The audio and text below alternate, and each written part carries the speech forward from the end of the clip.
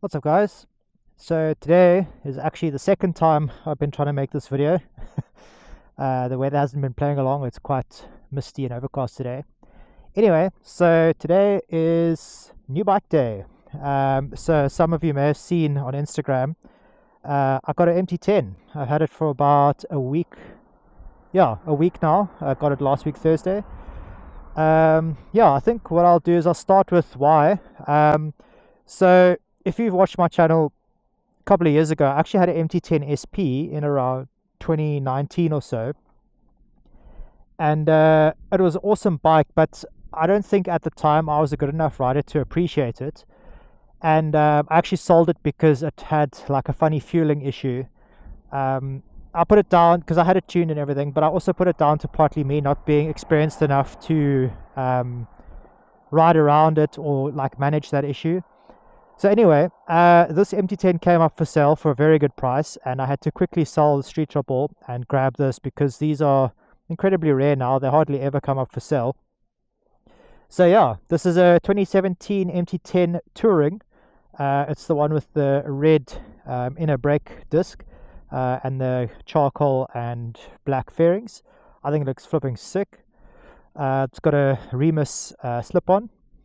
So when I got the bike, I've actually done quite a few mods since then, which I talked about in my previous video, but I lost all my footage. So hopefully this footage looks better. I actually have a Insta360 Ace Pro now, and it'll be a bit more reliable and higher quality than my GoPro Hero 7. Anyway, so I'll start with the mods that I've done. So the first thing is I took the touring screen off, which is really high. It was about this high, and replaced it with the same Givi short touring, or just short screen. Which made a huge difference because the tall touring screen actually put the wind right on the top of my helmet and had a lot of buffeting, which is kind of annoying. So I did that. Secondly, it came with these really gross red levers. I'll put a picture on screen or a bit of video. It was these short, like, crap levers. They were so bad. I went and got the OEM ones, which feel much nicer, better on your finger. Also better braking modulation because obviously you have the extra leverage. These gross reservoir covers, I have ordered new ones of these, but that's basically what the other levers looked like. Then my bar-end mirrors that I had on my Street Trouble, I really like these mirrors, so I kept them. Then the biggest thing I did right away was actually change the handlebar out. So the MT10 bar has a higher bend and it's really narrow. It's 710 mils wide. And the Street Triple bar is 770, I think, or 775 wide. So it just feels a lot better for me. I also just rolled them back slightly so hands are a bit more down. It's a bit more comfortable. Yeah, so it's handlebars. Then I got some One Design tank grips. These were actually for a BMW GS, but they had a similar shape to this bike. So just kind of cut them and made them work. I think they look decent. Touring seats, which are standard on the touring model. It's pretty comfortable. Pannier racks, did get the bags with the bike. They're super useful. Really big, nice high quality SW Motec ones. Puge oil filler thing, I don't care too much about that. Puge crash bars, which are actually quite nice. Remus slip-on, kind of quiet. There's still the cat in there, so that's mainly where the noise comes from. I did actually wire the valve open, so it sounds a little bit better. And then some MT wheel stickers. So yeah, let's start it up and hear what it sounds like. So yeah, very quiet.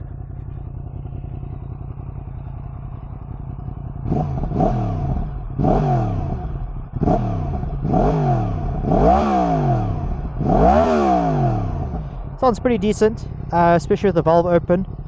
At standard, when you start the bike, the valve is closed and the valve actually only opens at 6,000 or 7,000 RPM, so it's really quiet. But even now, it's still pretty quiet. So it looks like the weather's getting a bit clearer, which is nice. Let's go do a pass and talk about this. Hopefully my camera doesn't fall down there. It is quite late in the day now, just because it was actually raining earlier. And I just stopped for breakfast before coming through.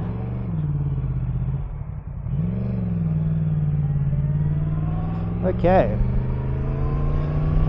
so yeah, this MT10 uses the CP4 motor from the R1 crossplane, so that's why it sounds really nice. And yeah, I forgot how good this motor is. It's super smooth, no like vibration in the mirror, really smooth pull. The flywheel, or I think it's flywheel on this motor, is really light, so it spools up very quickly and you get very nice smooth power straight away. The MT10 also obviously a master of torque, has a lot of torque. So the power figures for this bike is 160-ish at the engine, so you're putting down about 140 to the rear wheel, which I feel is a really good amount for the road. I generally say between 120 and like 150 is the perfect amount of power for a road bike. It's enough to still have a lot of fun,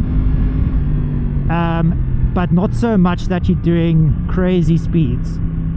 Obviously the MT is geared for all the torque in the mid-range, so from like 3000 RPM up till about 8000, it's really meaty, pulls super nicely, super smoothly,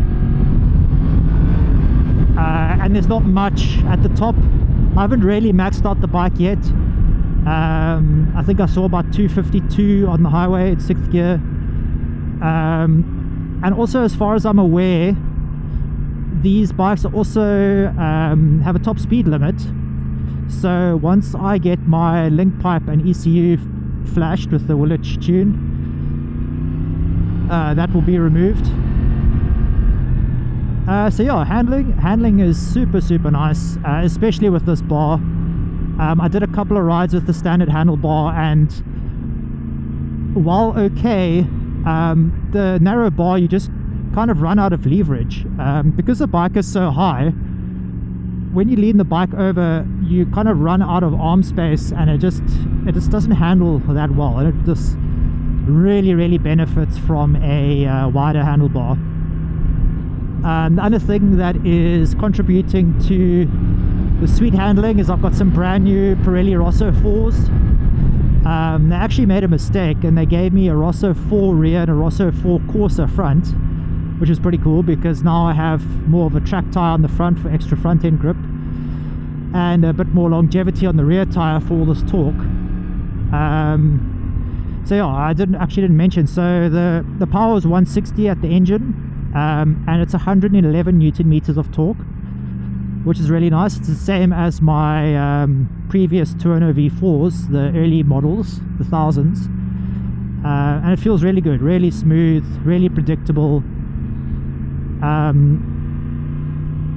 And as others may know, like every MT10 video or MT09 video you watch, wheelies on this thing are super easy. So a fun fact about this bike is that it actually has the same wheelbase as the MT07 with double the power. So the MT07 I think is something like 80 horsepower or 75 or something like that. There's a little baboon, and this is 160. I think, I'm not too sure what the MT makes for torque. I think it's maybe 84 Newton meters or so. So it's another 30 Newton meters with the same wheelbase. Yeah, so obviously power wheelies first, second, third. I haven't power wheelied at fourth, and then obviously you can clutch up in any gear pretty much. I've got a small clutch up in fourth. It's not super easy, but it's possible. Yeah, yes, and then the other major thing about the MT10 is the horrendous fuel economy. So it has a 17 litre tank, but the bike is pretty thirsty at around 10 or 9 kilometers per litre average.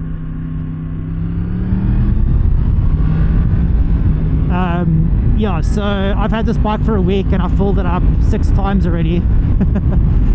And I only commute twice a week, so yeah, pretty thirsty. Oh man, it pulls so well. Yeah, so fuel economy is not great. Let's see, we can do a nice wheelie uphill here. Hopefully my camera doesn't go flying. So easy. Just get to balance point really easily and comfortably. With the street triple, I found it quite twitchy to wheelie, and it doesn't feel as comfortable as the big bike with the extra weight. But yeah, really nice. I'm not going to ride too fast now because the road is fairly cold. It's cleared up quite a bit even since I got here about 5 minutes ago.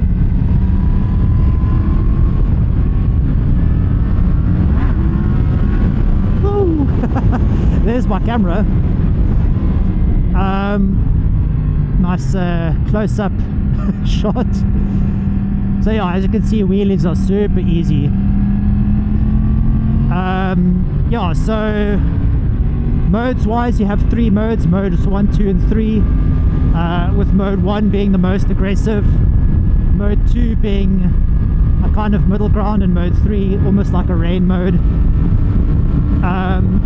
To be honest, mode 3 is super soft, definitely used for the rain. Mode 2 is a really nice in between, super smooth throttle, nice and responsive, not super twitchy. Mode 1 is a bit intense. It would probably be track mode, but I'll have to see at the track day in a week's time how mode 1 feels. But I tried it briefly on the road, it just felt a bit too intense. Mode 2 is perfect, really nice throttle response, really smooth, can wheelie easily. So yeah, just chuck it in mode. Then you have 3 levels of traction control. You could just change over here, close the throttle.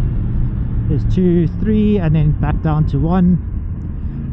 1 is really nice for wheelies. It lets you clutch up, it lets you power wheelie, get to balance point without bringing you down. Mode 2 you can power wheelie. Mode 3 basically just lift the wheel slightly. What else was I going to say now? Modes, traction control. Oh yes, you can also the bike also keeps your modes when you turn off, which is nice because you on the street triple you have to keep putting it back in rider mode, which is super frustrating.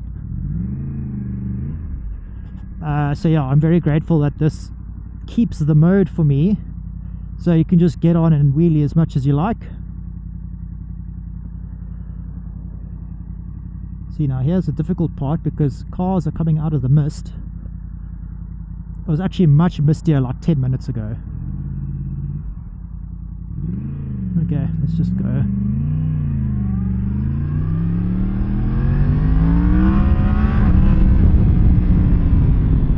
Oh, first gear power, easy.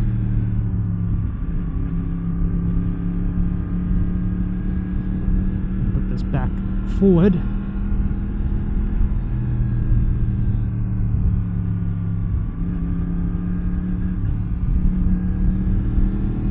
Yeah, so I've had this bike a week, super happy, really enjoying it. I definitely feel that I'm a far more experienced rider now than I was when I had the SP, and I couldn't appreciate it for what it was, especially when it came to wheelies. Back then I was quite scared of wheelies.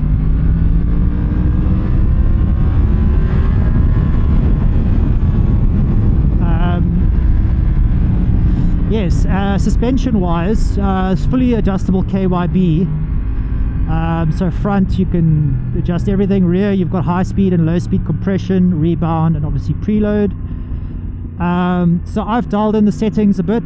I used the Fast Bikes magazine blog. I can't remember what the guy's name was, but he went to JHS Racing in the UK, famous on the 44 Teeth videos and stuff, and had the suspension set, and the rider is pretty much the same height and weight as me. So I'm 183, 94-ish kilos, and I used their settings from the video. It felt pretty good.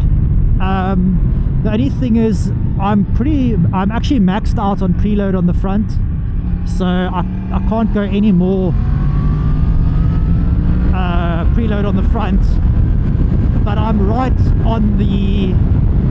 pretty much right on the suggested sag setting. But the MT is actually sprung pretty softly. Everybody that has an MT knows that the MT is quite soft. So maybe in the future I'll look at getting some stiffer springs for the front, but I need a bit more time in the seat and on the track just to see how it feels. Yeah, so preload's maxed out on the front. The rear, when I got it, was super soft. It was like 50 millimeters of sag, 50, which is way too much. So now the rear is sitting at, I don't know, probably like 5 mils of sag, if that, might even be less. And it's really transformed the handling. It was super soft when I got it. It felt nice, but out the corners the front was lifting quite a bit because the rear was just squatting down under power with that much sag. So yeah, I sorted that out. Another bike handles flipping amazingly. Really happy with the way it's handling and turning. The brakes, so yeah, the brakes, the other thing about the MT that everybody complains about. It was the same on my MT10 SP. And the most common mod is to do steel lines and a R1 master cylinder. But from further reading, a lot of people also just put in very grippy brake pads. So luckily when I got the bike, it had brand new SBS HS sintered pads, and then I did a brake fluid flush with Motul RBF 600, and the brakes feel really nice. They grip hard. Just obviously they don't have the same initial bite as an M50 like on the Street Triple, so that initial touch bites hard. All these baboons. It doesn't have that initial strong bite like an M50 has, but honestly it's definitely more than enough, and I don't feel like the rubber lines are letting it down at all. Like, it's just pulls slightly harder, it's braking really nicely. So yeah, that was the other thing with my SP, was I just got in my own head about how shit the brakes were without actually doing anything to change it. But also I feel like I didn't know better back then. Anyway, so brakes are good. Just some grippy pads and some racing fluid made a huge difference. Yeah, what else? It's actually getting nice and warm now. I can start upping the pace a bit.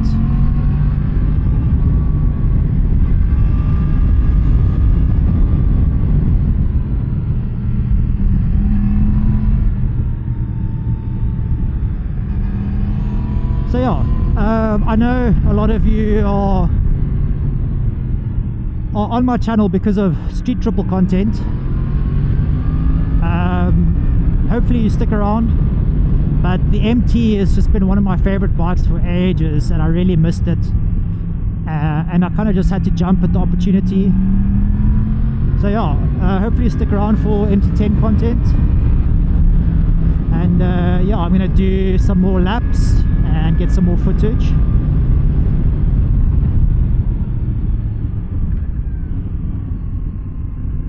So yeah, I'm gonna just do some laps now. I'll put that footage in. So thanks for watching. Leave a comment. I'll try to answer as many as I can. I always try to answer everybody's comments, really appreciate them, and I'll catch you on the next one. Cheers.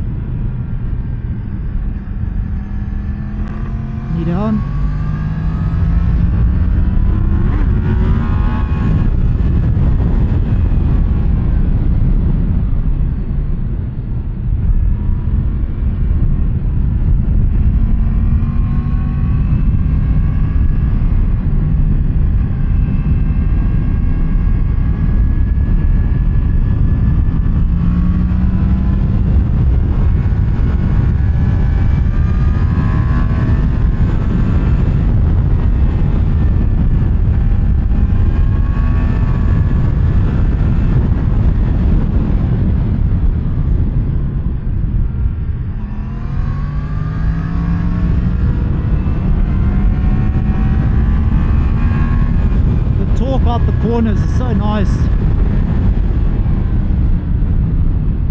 Don't know what's going on there.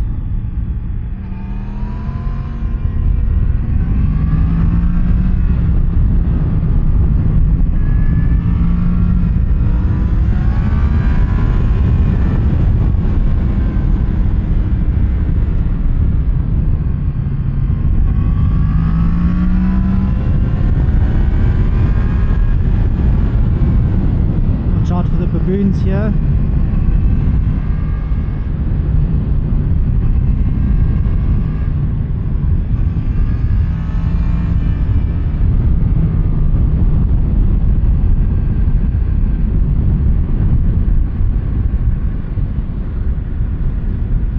And if they've gone back up the mountain, whoop, that's why you be cautious.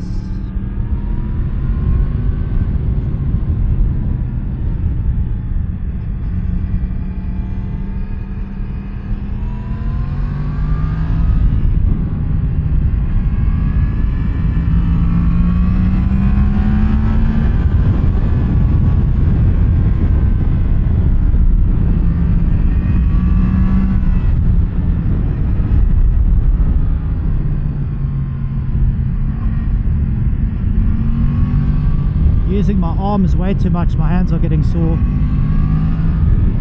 This shows you I still need to get used to this bike.